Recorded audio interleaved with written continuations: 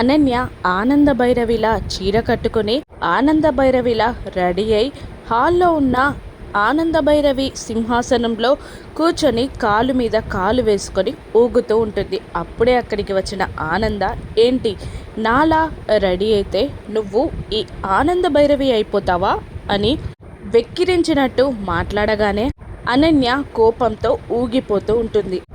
అనన్య లేవగానే ఆ సింహాసనంపై రాజసంగా కూర్చుంటుంది ఆనంద భైరవి.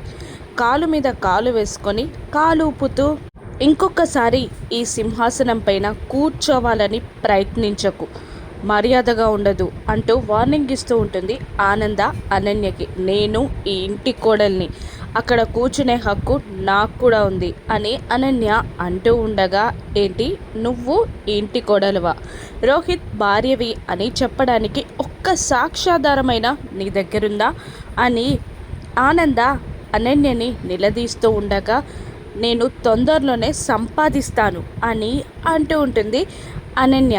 అప్పుడు ఆనంద, అప్పుడు ఒప్పుకుంటాను అంటుంది అనన్య. నేను 10 రోజుల్లో ఆ సాక్ష్యాలన్నీ సంపాదిస్తాను, మీరు నా మాట వింటారా అని ఛాలెంజ్ విసురుతుంది అనన్య. నువ్వు ఆ 10 రోజుల్లో సాక్ష్యాధారాలు సంపాదిస్తే అప్పుడు వింటాను అని ఆనంద అనగానే, 10 రోజుల్లో సాక్ష్యాలు సంపాదించి మీ సింహాసనం లాక్కొని అందులో నేను తిష్ట వేసుకొని కూర్చుంటాను అని ఆనందకి ఛాలెంజ్ చేస్తుంది అనన్య. అదే 10 రోజుల్లో నిండు ఈ ఇంట్లో నుండి గెంటేస్తాను అని అనన్యకి ధీటుగా ఛాలెంజ్ విసురుతుంది అనన్య. ఇద్దరు ముఖముఖాలు తిప్పుకొని అక్కడి నుండి వెళ్ళిపోతారు. ఈ ఛాలెంజ్లో ఎవరు గెలుస్తారు?